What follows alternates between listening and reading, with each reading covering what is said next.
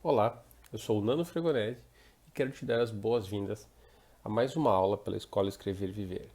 E o assunto do dia é materializando os elementos da história, certo?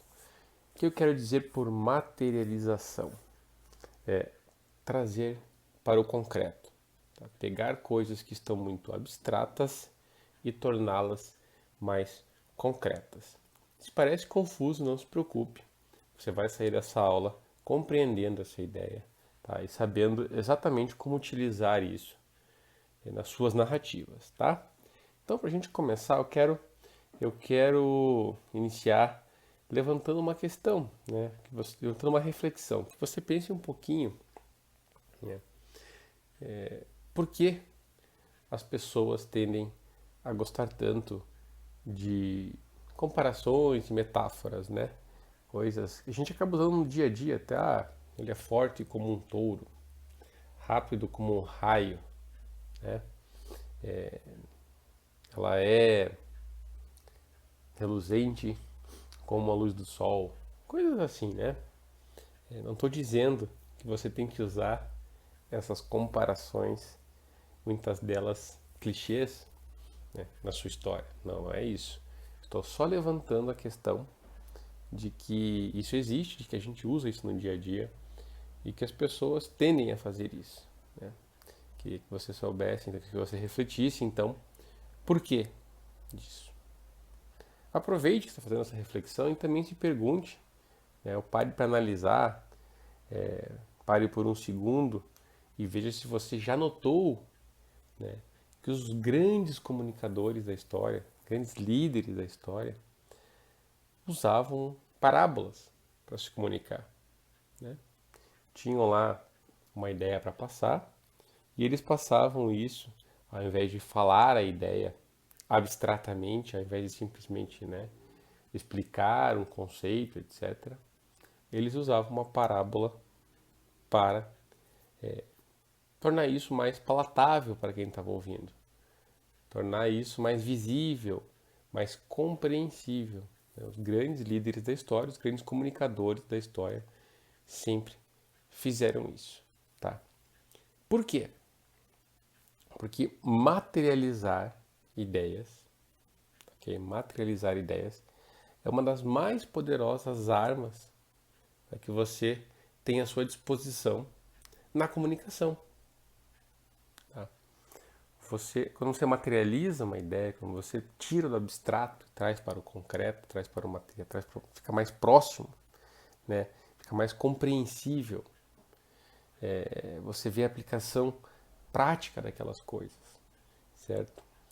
Você deveria, então, estar usando isso nas suas histórias, para que o seu leitor, para que o seu espectador se sentisse mais dentro delas, não tivesse um distanciamento com algumas coisas que poderiam parecer distantes em um primeiro momento, que poderiam, de repente, ser vistas lá longe, com um obstáculo entre elas, entre o leitor e elas.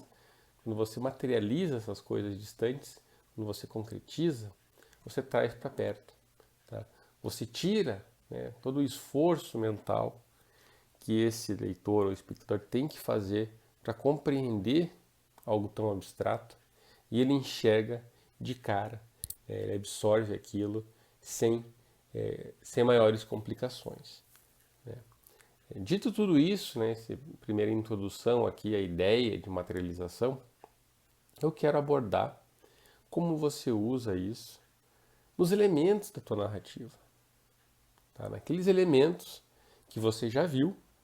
Se você ainda não viu, você pode parar essa aula aqui e lá atrás assistir algumas aulas, né, de storytelling em ficção, que eu falo sobre os elementos da história, tá? Sobre personagem, sobre objetivo e sobre conflito, tá? Para você entender um pouco melhor do que a gente está falando.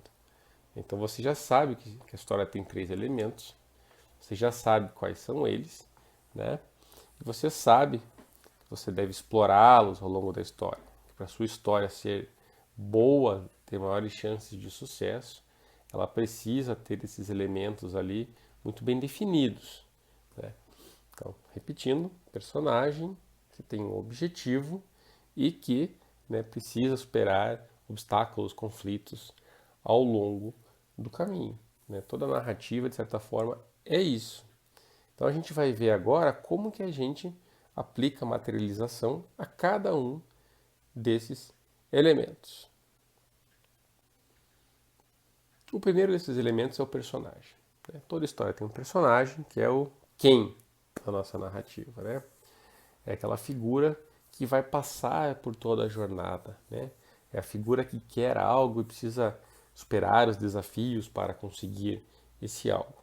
Né? Em resumo, toda a narrativa é isso, trata disso, né? De alguém querendo algo. Então, o nosso personagem talvez seja o elemento mais fácil para a gente entender a ideia de materialização. Né? Afinal, ele é um ser vivo, um ser pensante, uma pessoa. Mesmo quando não é uma pessoa, quando é um dinossauro, quando é um robô, etc., ele é pessoalizado, ele é trazido para o próximo de uma pessoa. Né? Então, quando a gente assiste o Wall-E, aquele robozinho, embora seja um robô, ele tem características de uma pessoa, ele é como se fosse uma pessoa. Né? Quando a gente assiste Guardiões da Galáxia e vê o Groot, que é uma árvore alienígena, né? Essa árvore alienígena recebe características de uma pessoa. É isso para que a gente possa se identificar com ela. Então, você tem aí a materialização de algo, né? É mais fácil a gente pegar ideias. Olha só, Sandman, do Neil Gaiman, tá?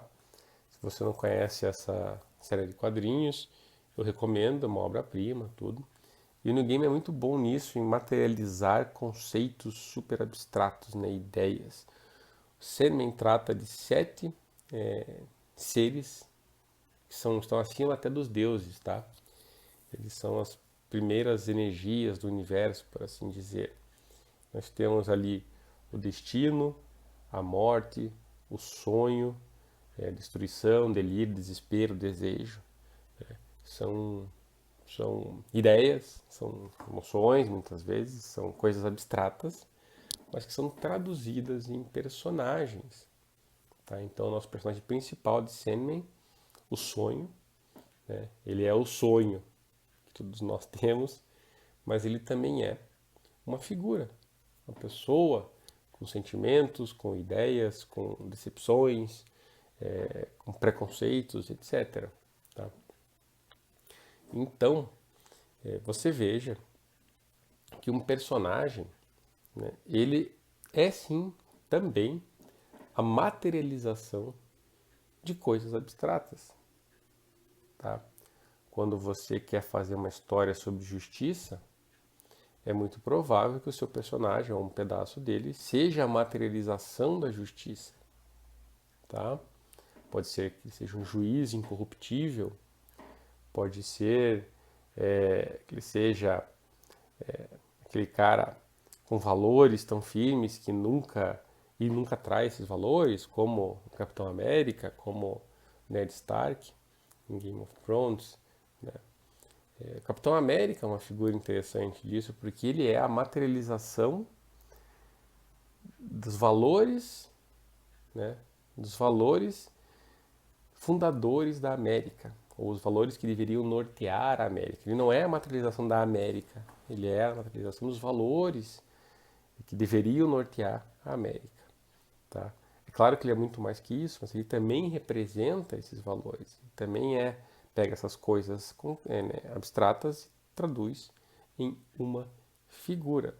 Ao mesmo tempo, você pode ter, né, valores como a selvageria, o barbarismo, né, a força, o poder físico, e materializar isso também num personagem.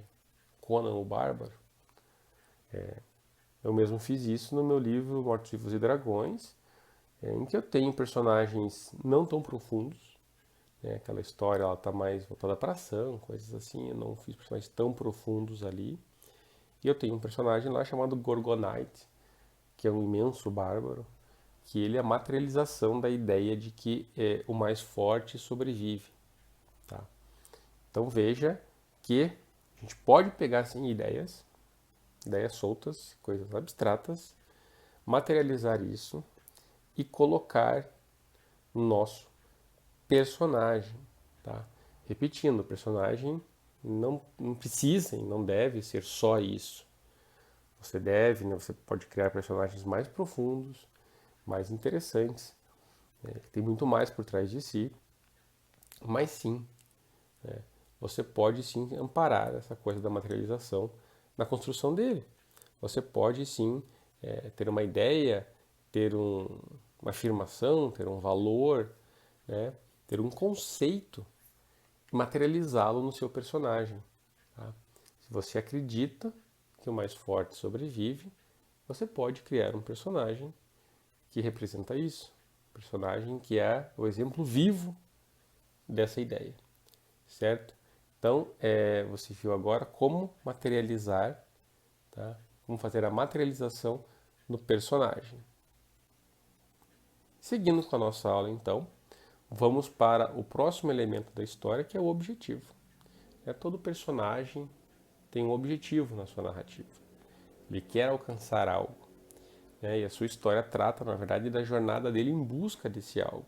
Lá no começo da sua história, o personagem tem despertado esse desejo ou essa necessidade e ele passa a perseguir esse desejo ou essa necessidade, né, vai enfrentando coisas ao longo do caminho para lá no final a gente descobrir se ele conseguiu ou não alcançar esse desejo ou necessidade.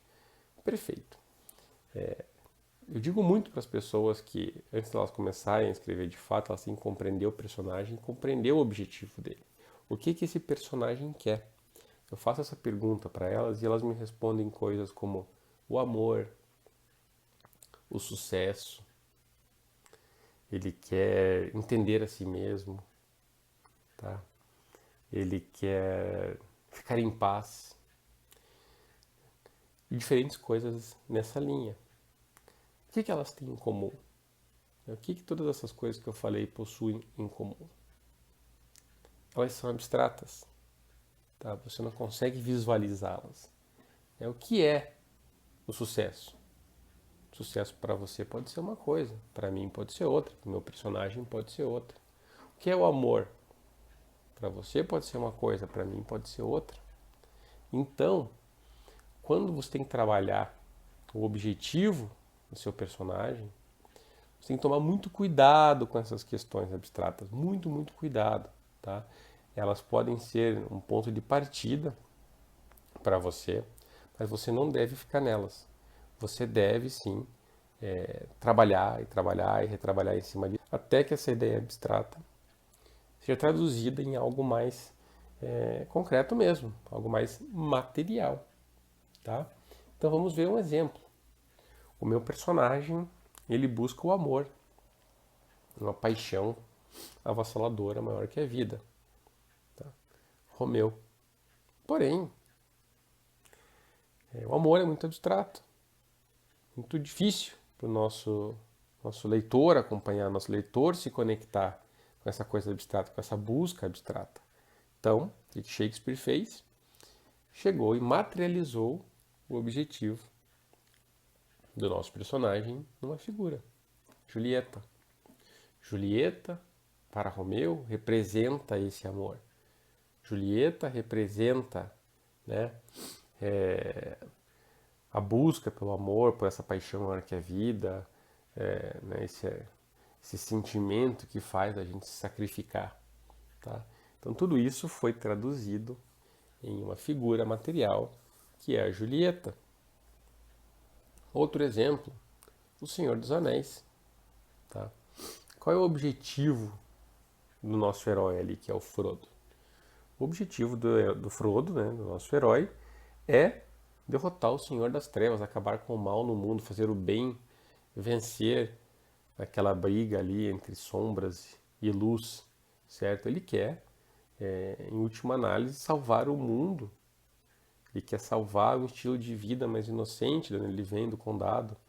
Ele quer derrotar, não dar espaço para a crueldade. Tá? Mas veja que coisas grandes e abstratas, não é mesmo?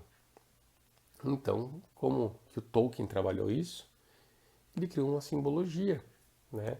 Ele traduziu todas essas coisas ruins em um anel, tá? Em um anel, a princípio indestrutível. E para o Frodo conseguir acabar com essas coisas ruins, ele tem que destruir o anel. E para destruir o anel, ele tem que levar até a Montanha da Perdição. Então, o objetivo do Frodo, de salvar o mundo das trevas, né, da maldade, é materializado na sua jornada para destruir o anel na Montanha da Perdição. Começa a entender como a gente pega, né, objetivos abstratos, objetivos longínquos, né, e traz mais para perto do nosso espectador, tá? Quando a gente torna algo mais palpável, certo? Um personagem que persiga o sucesso, tá? Ele, talvez esse sucesso possa ser representado por um cargo na empresa, certo? Talvez possa ser representado por mais dinheiro. A gente viu isso no filme A Busca da Felicidade, que o personagem do Will Smith consegue o sucesso ao final ser contratado lá na empresa onde ele estava fazendo aquele quase como um estágio, né? Em muitas histórias o personagem persegue poder e esse poder é materializado na forma de dinheiro. Quanto mais dinheiro, mais poder, né? A gente vê aquela pilha de dinheiro aumentando, a gente entende que o personagem está ficando mais poderoso. Breaking Bad. Em outras, ele pode ser materializado por um trono, né? O trono de ferro, Game of Thrones lá, aquele trono feito de espadas, certo? Uma representação do poder. Veja que a gente faz isso desde sempre, né? A gente sempre materializou conceitos abstratos. Daí vem toda a ritualística, toda a questão imagética, né? De religiões, de culturas e nações. Então o cetro é uma representação do poder, o trono, a coroa, tá? Tudo isso é uma forma de você traduzir em algo concreto coisas que não são concretas. Então isso nos acompanha assim desde sempre. E materializar essas coisas funciona. É a prova de que funciona, certo? Então, a partir de agora, você não vai mais cometer o erro de criar objetivos abstratos para o seu personagem, né? Quando você se deparar com um objetivo abstrato, certo? Você vai parar e você vai refletir, ok, então como eu faço para deixar isso mais compreensível para o meu leitor? Como eu pego essa ideia abstrata, esse objetivo abstrato e eu materializo, tá? Eu traduzo ele em uma coisa, né? Uma coisa do mundo concreto, para que o meu leitor possa compreender. Você sempre vai se questionar isso, daqui para frente você não vai errar mais, né? Legal. Mas nós também temos mais um elemento na nossa história, que é o conflito, que são os obstáculos. E eles também, sim, podem ser traduzidos, tá, para uma forma material. Veja, os conflitos aparecem em uma narrativa de diferentes formas, em diferentes intensidades, né? São vários conflitos que o personagem deve superar para seguir adiante. E esses conflitos, muitas vezes, ali vêm uma forma física mesmo, tudo bem. Abrir uma porta que está trancada, escalar uma montanha, né? Coisas que são palpáveis, são fáceis de ver, mas muitas vezes não, tá? Tem histórias em que o personagem deve enfrentar como obstáculo a própria sociedade, né? Digamos que nós tenhamos ali um casal homossexual que quer ficar junto numa sociedade extremamente preconceituosa, né, que não quer que eles fiquem juntos. Então nós temos a sociedade, nós temos o preconceito social como um obstáculo, que é algo abstrato, né? Nós temos às vezes a natureza. Então, o personagem ficou preso nas montanhas nevadas e precisa sobreviver, tá? Ele precisa enfrentar todo aquele ambiente selvagem para sobreviver. O ambiente selvagem é uma coisa muito ampla ainda, tá? Nosso personagem precisa enfrentar a polícia corrupta, a corrupção no sistema policial, coisa muito aberta, muito longe, muito difícil de você enxergar. Então, o que o bom escritor, o que o bom storyteller faz? Ele pega essas coisas e ele materializa num personagem ou numa figura, tá?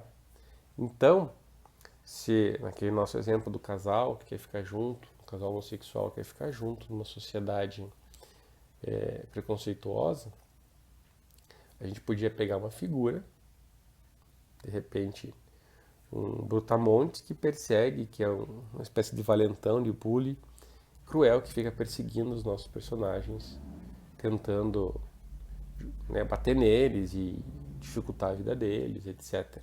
Tá? Ele é o cara que representa toda aquela questão social, todo aquele preconceito da sociedade em uma pessoa, materializado em uma pessoa. Então, quando esses personagens ao longo da narrativa superam esse vilão, superam esse brutamontes preconceituoso, é como se eles estivessem superando o próprio preconceito da sociedade. Entende?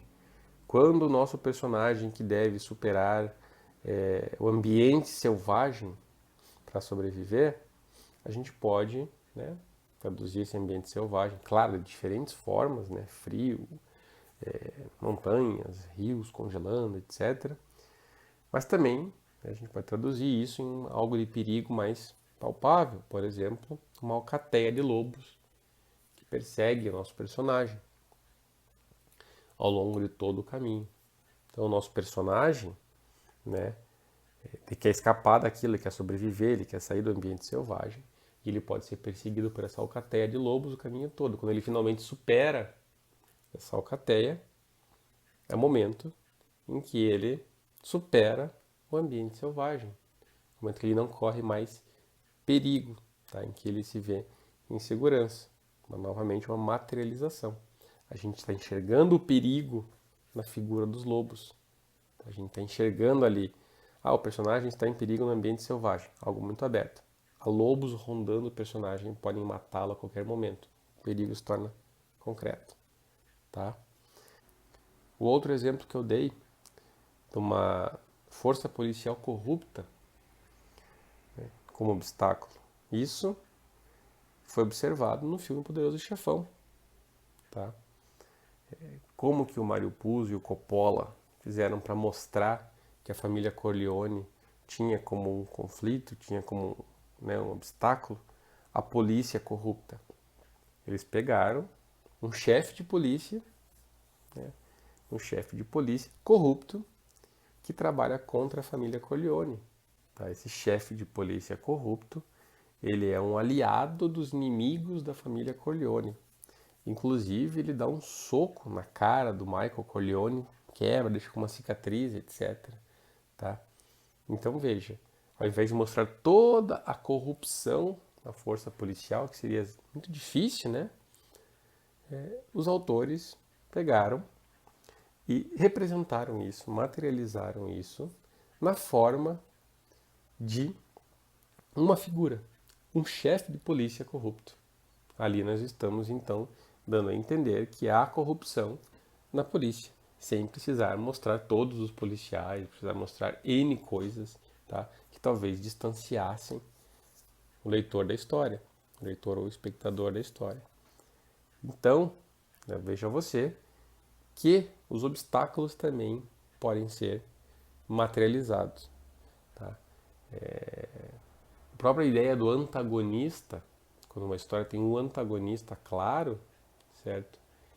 Ele sim é a representação, é a materialização de vários problemas, vários medos, vários traumas, vários conflitos interiores do nosso herói. Você pega o Darth Vader, né? Ele é o vilão da história, mas ele também é o medo do Luke Skywalker. Ele também é as questões internas que o Luke Skywalker deve superar com relação ao seu pai, né, a memória do seu pai no passado, em relação ao medo que ele mesmo, Luke, se torne algo semelhante àquilo, tá? Então, o antagonista também é usado com a materialização, tá, dos medos, das coisas que o personagem principal teme, ou tem horror, certo? Não à toa, um dos maiores vilões do Capitão América é o Caveira Vermelha, que é a materialização, tá, de valores do nazismo, certo? Então você viu agora como os elementos da história, os 3 elementos principais da história, podem sim ser materializados, tá, em coisas mais concretas que vão aproximar o teu espectador da sua narrativa, vão torná-la muito mais próxima para ele, vai tornar muito mais fácil que ele se identifique com aquilo que você está escrevendo. E se você conseguir, né, aumentar a identificação, se você conseguir gerar a identificação, você fisgou a sua audiência, você puxou o cara para dentro da sua história, você está fazendo com que ele tenha uma boa experiência. E é isso, no fim das contas, que se trata uma narrativa, de gerar poderosas experiências emocionais. Então você acabou de aprender mais uma ferramenta para fazer isso, certo? Espero que daqui para frente você possa usar a materialização de uma forma um pouco mais assertiva na tua narrativa, né? Te desejo bons estudos, uma boa escrita e nos vemos no próximo vídeo.